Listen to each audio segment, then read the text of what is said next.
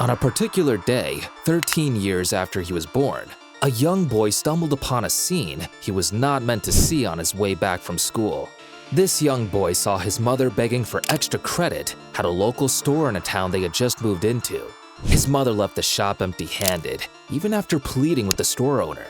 The boy was so ashamed at how poor his family was that he dropped out of school and began work as a delivery boy for a shirt maker. Little did anyone know that 13-year-old boy would revolutionize the apparel industry and fix his name amongst the richest men of his time. This is the story of how a poor delivery boy from Spain created the world's largest fashion retailer and became one of the world's wealthiest men.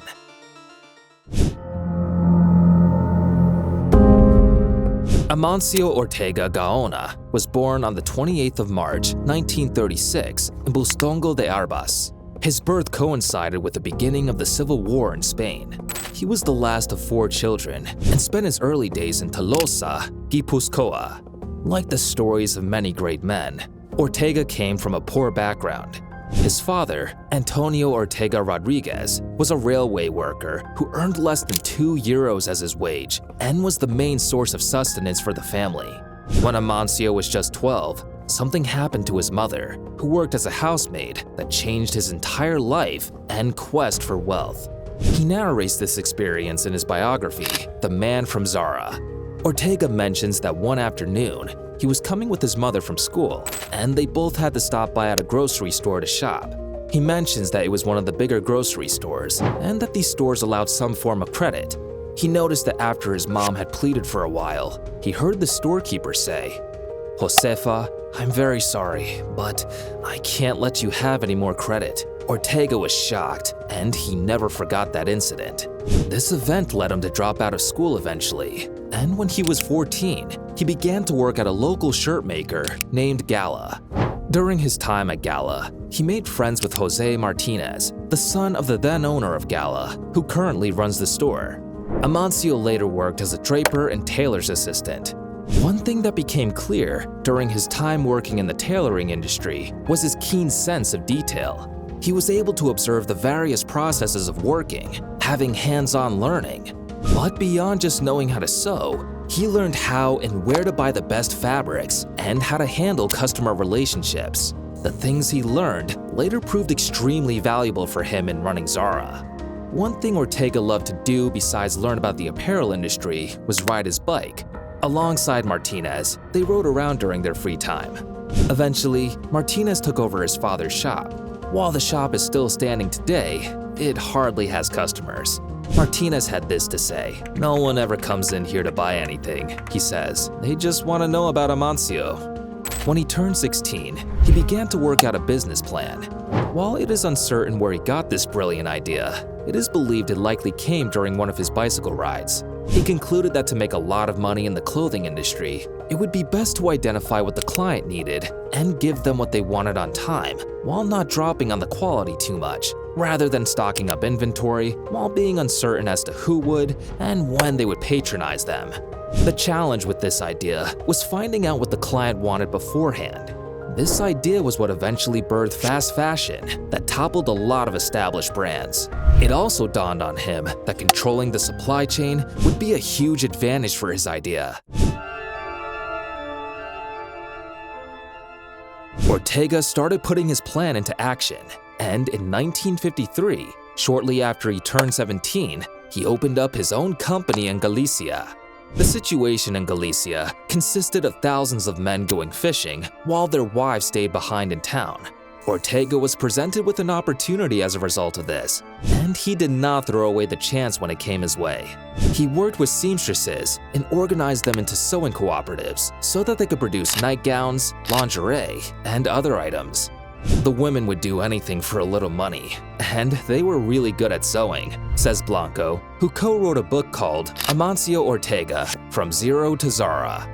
Ortega initiated the formation of hundreds of sewing cooperatives with the participation of thousands of women. After 10 years of managing sewing cooperatives, he established Confecciones Goa in 1963 as a bathrobe manufacturer. This was the company's first line of business. He was responsible for the successful production of quilted bathrobes at his first company, which was called Goa. Later, when asked, his workers remarked that they were thrilled to work for Ortega because they were provided with wonderful working conditions, and he maintained close relationships with each and every employee. He turned it into a family business with his business partner, Rosalia Mera Goyenechea. He hired his brother Amancio to come up with new fashion trends, and his sister Josefa to maintain the records. He married Rosalia in 1966. Another significant move Ortega made was cutting out middlemen, as he brought in textiles directly from Barcelona. Ortega opened his first retail establishment in 1975 and gave it the name Zobra. The film that he and his wife enjoyed the most inspired them to give the storefront this name. Not long after they started with the name Zobra, they had to change it to Zara. Why did they have to change the company's name? The owner of a bar that was located close to Zara and bore the name Zobra also complained about the similar names and retained Zobra. Fast fashion often refers to a type of clothing design production where clothes designs are moved from catwalks to stores quickly to take advantage of the style and trend. Ortega completely bought into the idea of fast fashion, as he always encouraged getting customers what they wanted as fast as possible. Still, even in the fast fashion game, Ortega built Zara such that they were ahead of other fast fashion clothing companies in the industry. He was able to achieve this superiority by employing certain techniques that have now become a part of the Zara culture. The first major technique difference was with Zara's production lineup. While many of Zara's competitors focused on some designs over a couple of weeks, Zara was consistently churning out designs as soon as they were ready. When compared to Zara's annual output of hundreds of thousands of SKUs, several of its rivals were only able to produce a few thousand. Different colors, sizes, and materials made up these unique SKUs. This was made possible because Zara did not make use of design experts. Rather, their designers observed catwalk trends and implemented them into the mainstream affordable market. Another game changer for Zara is its fast supply chain. Zara's supply chain is quite flexible, as it situates a central distribution center at a strategic location, and from there, they are able to reach their retailers at least twice a week with new designs. Because of the speed at which designs are distributed and change, there is a unique value to each design. Luis Blanc, a former national director for Inditex, noted, "We want our customers to understand that if they like something, they must buy it now because it won't be in the shops the following week. It is all about creating a climate of scarcity and opportunity." Another technique Zara employs is to focus on the retail aspect of their sales rather than the manufacturing side. So while Zara isn't doing the most to improve its manufacturing, it is much more focused on getting the latest fashion trends and implementing the designs, even if it means a section of the market isn't taken care of. This also creates the FOMO feeling and drives more sales after each release. Zara also emphasized areas such as merchandising, where it produced less of volume, and more variety and location placing, where their stores are located in areas that gave the premium feel, while their clothes are very affordable. All in all, the fast fashion strategy has really set Zara apart from its competitors on the market, although it has also gotten the company in a bit of trouble on a couple of occasions. Keep watching to find out when and how.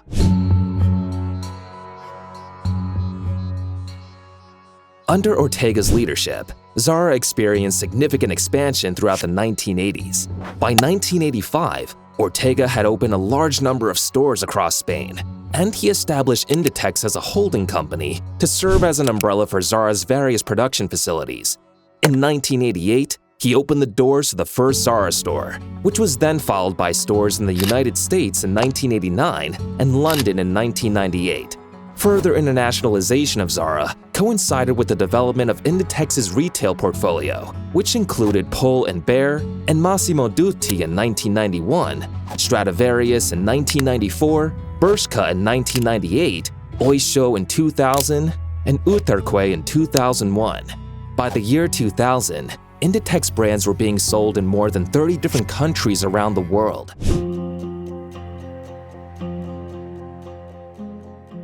Zara's wide success has not been without its own kind of controversy.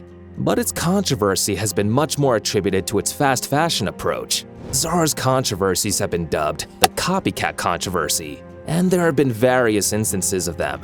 Bassin, a 26-year-old designer, had accused Zara of plagiarizing her designs, allegations that Zara has denied, but the company's response by taking off those designs do not help its case. They have sought an out-of-court form of settlement with Bassin, although she still threatens to sue. There has also been the raincoat controversy, where Rains, an Aarhus-based outerwear company, accused Zara of copying their raincoat design. They claimed that Zara had approached their garment factories in China and had obtained the designs of the raincoat. Rain won the copyright case against Zara and has sought injunctive relief from Zara. While domestic courts have found in favor of Rains, their compensation amount has not yet been decided. It's not just Rains or Bassin. Amiri, an American fashion company, has also sued Zara for copying its Amiri MX2 jeans, which Zara sold as skinny biker jeans. There is still a pending $3 million lawsuit. Most of these controversies can be traced down to the fast fashion model, which imitates original concepts and makes them affordable. If not done well, these sorts of problems arise. There have also been labor controversies. One in Brazil, where a store was closed for poor labor conditions, and another in Turkey, where workers all agreed that they weren't being paid well. There are also concerns as regarding child labor. Zara has said they would address these concerns within 6 months. By 2001, Inditex was already an established global brand, and Ortega was planning on retiring, so he decided to take the brand public. From being a family business, the company was listed on the Madrid Stock Exchange. It was valued at 9 billion euros and is considered one of the most successful IPOs of 2001. After the valuation, Ortega sold 20% of his stake in the company and became the richest man in Spain, worth 4.6 billion euros.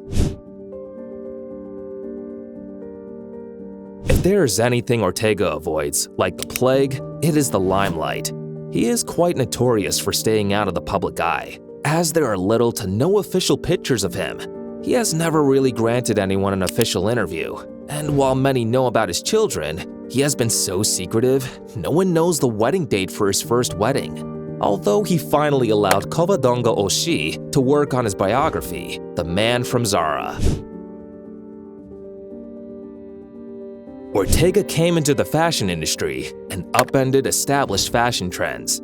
He focused on delivering products to the clients fast and on demand. His fast fashion philosophy only had 2 goals: to satisfy the customer's desire and to do that as fast as possible.